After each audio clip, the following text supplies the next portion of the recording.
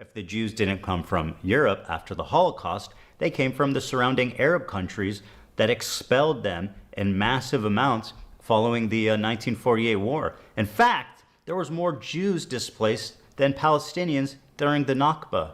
1 million Jews. Jewish people were living in Arab states for thousands of years, and now all of a sudden, when this fascist idea of Zionism comes to the area, all of a sudden the Jewish people are getting expelled by these Arab states because I guess Arabs just suddenly grew a hatred towards Jewish people.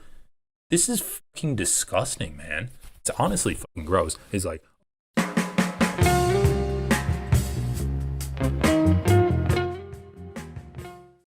40,000 people have died, and neighborhoods. Once again, like the official number is almost 46,000 people.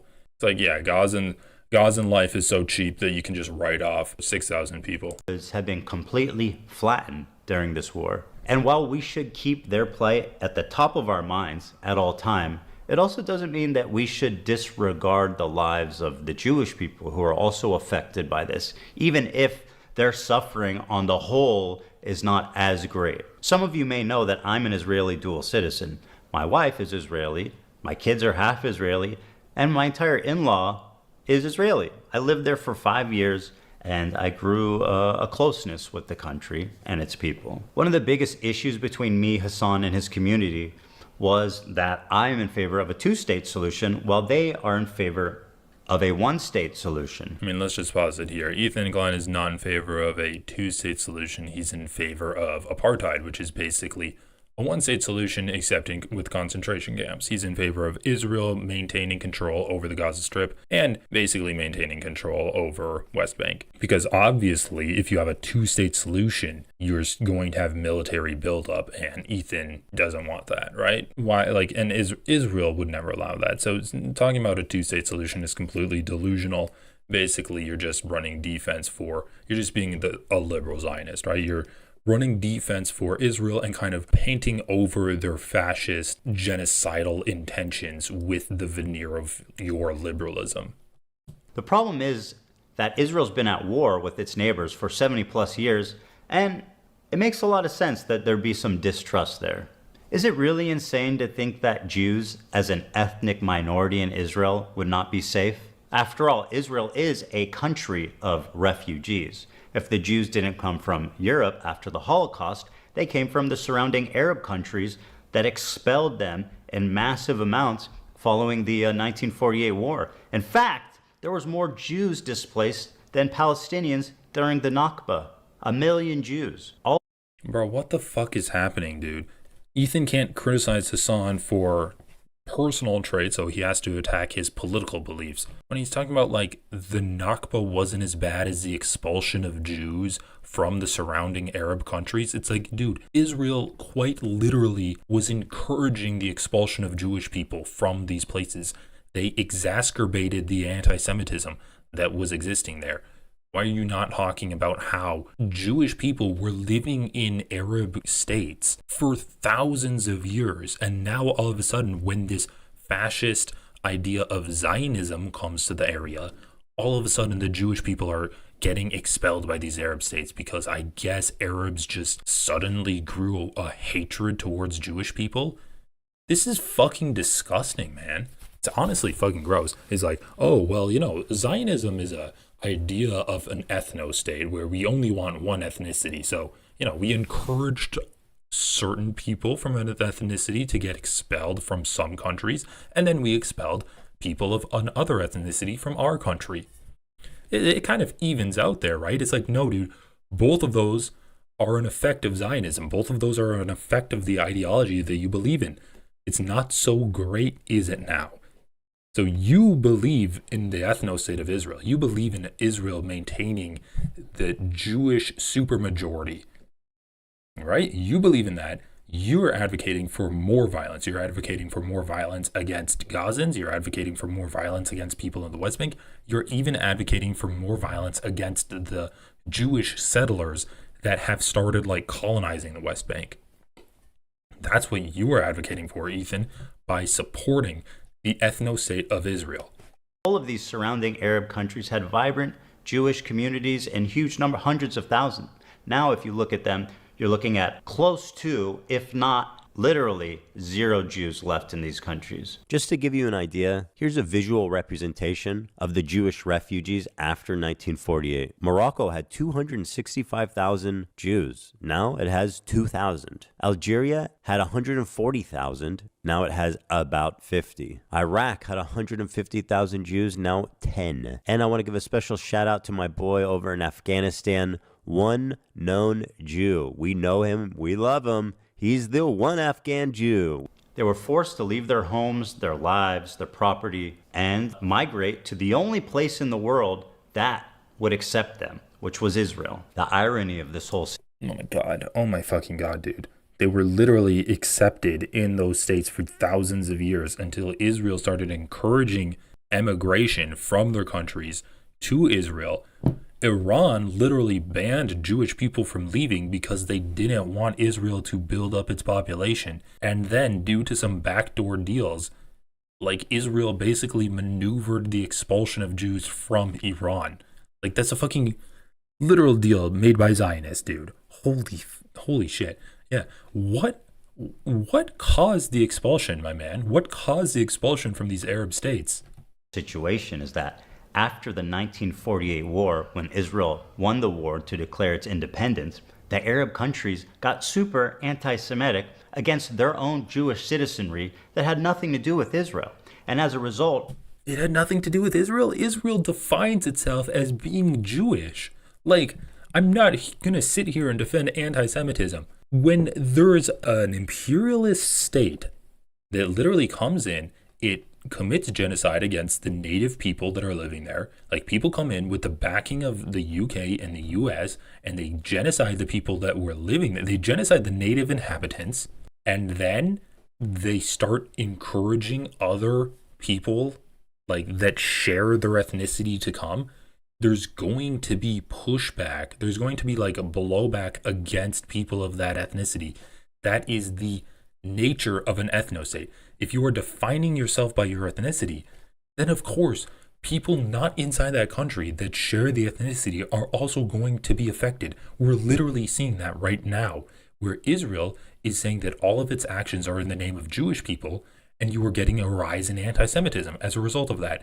That's why ethnostates are not good, because you should not define the actions of a state as the actions of everyone of that ethnicity. Okay. History lesson with Professor Klein. They kicked them all out, 1 million plus of them, and forced them to go the one place they hated the most, Israel. And now those same people that forced them out of their homes are telling them they don't belong. Bro, even on its face, this doesn't make any fucking sense. Why would Arab nations send people to why would Arab nations send people to a nation they hate? Why would that happen? Why would they be like, I fucking hate Israel, I'm going to send more people to Israel?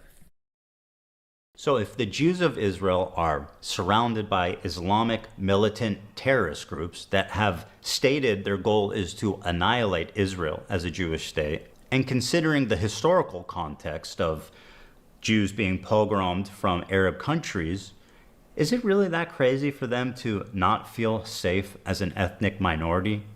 Yes, dude. Yes, it is fucking crazy because they've lived as an ethnic minority in the Middle East for literally thousands of years. They live as an ethnic minority. Jews live as an ethnic minority everywhere. There is only one area where they have an apartheid state, and that is the area where you are getting extremist resistance groups rising up against that apartheid state. Okay? Jews got scapegoated in Germany. Jews have been getting scapegoated pretty much everywhere for like political issues. But you have not had this extremist groups rising up to fight against specifically like Jewish people due to their apartheid state, because they haven't had an apartheid state anymore. White people have killed way more Jews than Arab people ever have. Why is Ethan Klein not advocating for Jewish apartheid state in the United States or Europe? Like, dude, it's literally just racism. It's a lack of understanding of historical context. It's a lack of understanding of just like present day context too, and power dynamics. why resistance groups rise up to fight against apartheid and imperialism. Ethan just seems to think that Arabs are like inherently anti-Semitic. They're inherently more anti-Semitic than other people, even though Jews have been living with Arabs for thousands of years. So he's racist against Arabs. I mean, of course he's pro-white. Like, I don't think that's really surprising, right? He doesn't have any issues with Jews living with other people that have massacred them way more. Like, is he going to say that, oh yeah, Jewish people living in Germany should have their own apartheid state because Germany's killed so many Jews? Is he going to say that? Is he going to fucking say that? No, the only apartheid state that Jews need is in Israel. Because, you know, the apartheid state that is caused by Israel causes these resistance groups, but it's also a defense against the resistance group. So it's kind of like a chicken or the egg moment for Ethan here. And I guess he just hasn't really tackled that, right? Like, what's he saying? These Arab countries attacked Israel because Israel wanted to make an ethno-state. So it was the ethno-state that caused them to attack it then, right? Right, Ethan? Like, literally, Israel did a genocide to create its ethno-state. So also you can argue that Israel would have attacked other Arab countries first. Like, I think famously they bombed the airfields of Egypt like as a preemptive strike, which actually caused the other Arab nations to attack. But, you know, we don't even really need to get into that. Ultimately, it doesn't change the fact that Israel still has the backing of the United States and the UK, and they can stop the war or the genocide at any point, and they can give equal rights to Arab people living underneath their control and under their thumb. And it also doesn't change the fact that right now Israel is an extremely imperialist and expansionist state, taking over Syria, taking over Lebanon, invading the West Bank, basically trying to settle Gaza. Like, that's going to happen. I think with Donald Trump, we're not going to have a Palestine by the end of these 4 years. Like, it doesn't change any of these facts. So I don't know really where Ethan's going with this, but like, this ahistorical history lesson has been really fucking gross. Like, once again, this is just Israeli apologia. Even a little bit. And that's pretty much the entirety of our disagreement. Despite what you've read on TikTok and Twitter, I've donated $6,500 to a Palestinian charity after the war started. Hey, Ethan Klein, thank you for the dono. Ethan Klein gave $6,500. My goat. Thank you, Ethan. Condemned Netanyahu as a war criminal. They're led by Netanyahu, who should resign in disgrace and go to prison for being a war criminal. Called the West Bank settlements an abomination. I mean, funnily enough, his wife called Netanyahu's second-in-command, Yoav Gallant, a good guy. And then when she got called out for that, Ethan then went on to make a video defending that statement. So he's willing to call Netanyahu a war criminal, but he's not willing to call another guy who's literally a wanted war criminal. He's not willing to call him a war criminal, and in fact, he calls him a good guy, or at least defends the calling of him as a good guy. Settlers in the West Bank are religious zealots. They're monsters. They're genocidal. I've even said the West Bank settlers are valid military targets. When you talk about like colonial settlers and stuff, like that's what's actually happening in the West Bank right now. And these people are more or less valid military targets, in my opinion. My only crime is wanting a two-state solution. Yeah, your only crime is wanting a two-state solution. I mean, you literally had a conversation with HASAN about why a two-state solution is not a good idea. But like, Ethan can't really give up his ethno-state. He loves his ethno-state so much. Instead of one. And thinking it's not okay to kill Israeli civilians. That's it. That's why. Bro, you literally fucking said that settlers are valid military targets. He just doesn't consider the settlers that have already won the settlements, the people living in Israel proper, as settlers. But like, if you consider the settlers in the West Bank valid military targets, then what about the people that are living in Israel? They're settlers. You literally have called them refugees. Like, they've came to settle the land of Israel. But they're not valid military targets. So once again, like, he has no consistency. He's just picking and choosing. And it's all in service of maintaining his ethno-state and slapping a liberal veneer over it. Why they're calling me a Nazi Zionist. And because of Hassan and others spreading this malicious lie about my beliefs, I'm even getting harassed on the street. So how come you don't like Palestine? I like Palestine. No, you don't. Why do you say that? Because, bro, you're... wasn't she in the IDF? Yeah. Oh, damn, that's crazy. Mandatory service. That's She's born sad. there. That's terrorism, bro. She was born there. That's sad. I feel bad for you guys. Ethan Klein, bro, you're ugly as fuck, bro. You're ugly as shit. You look like a rapist, Bro, man. look in the fucking... You look like a fucking rapist, Ethan.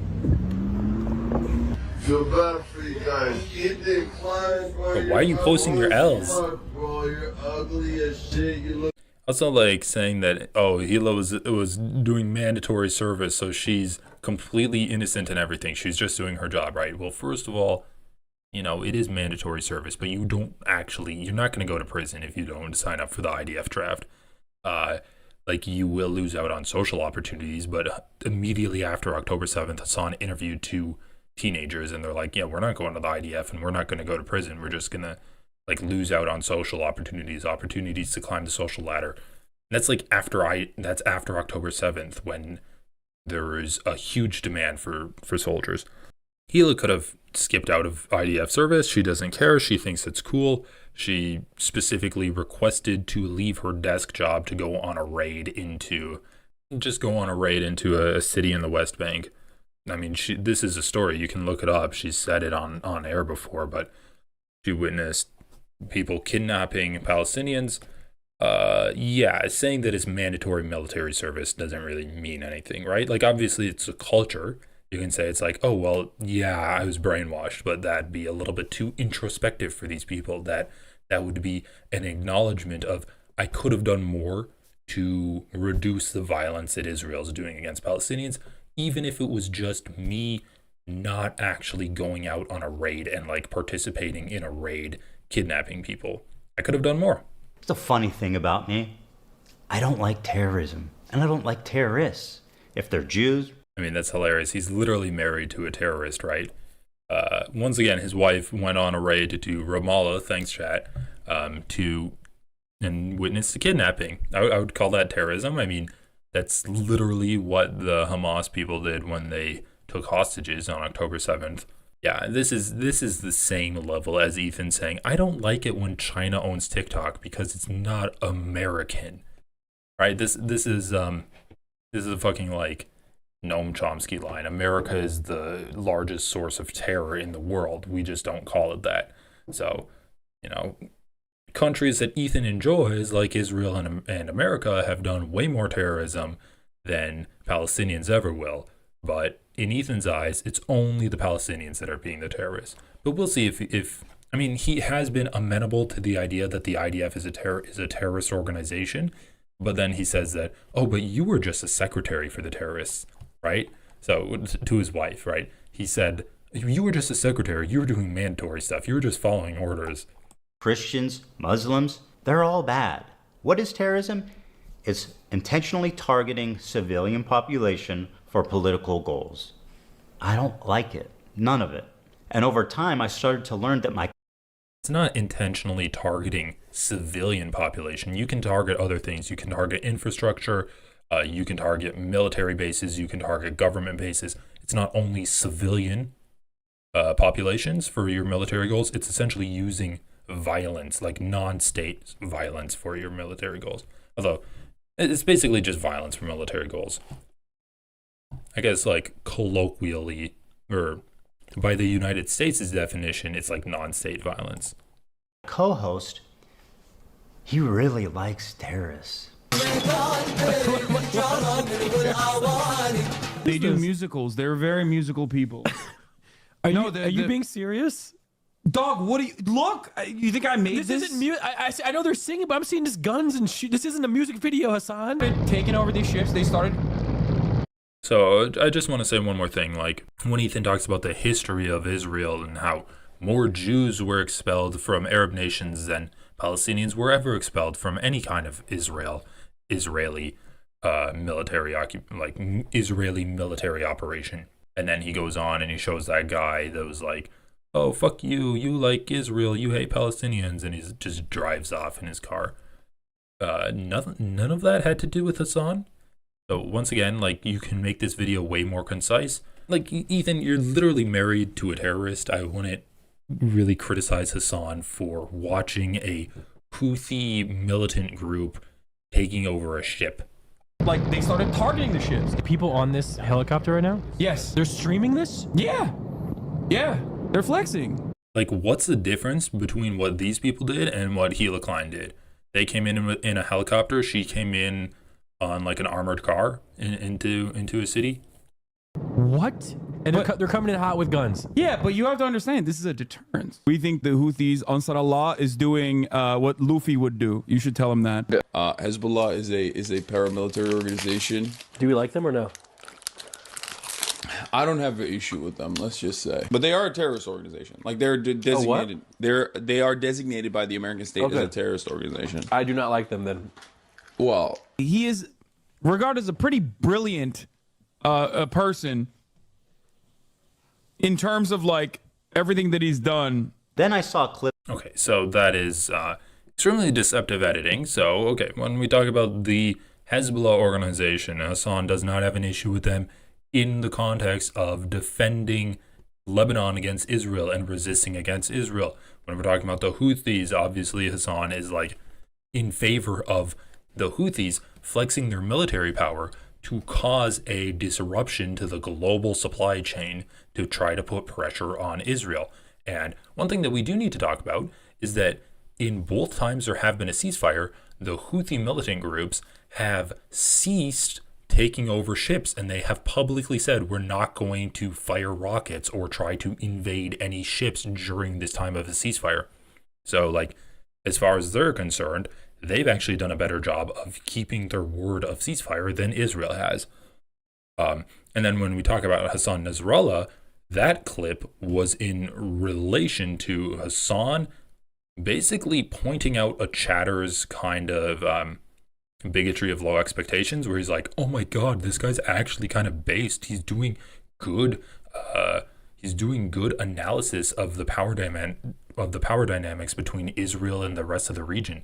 And Hassan was basically being like, yeah, these guys are actually educated in world-class universities. They know what they're talking about.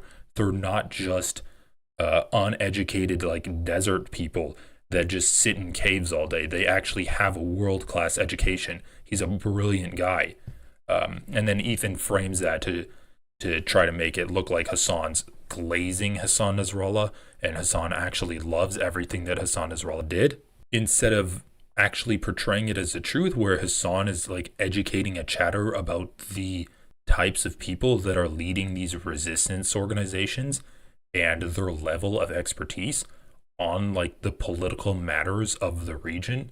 Like, Hassan's literally just saying that the guy's smart. He's not supporting him in that. And Ethan tries to edit it to make it look like Hassan does support Hassan Nasrallah in that.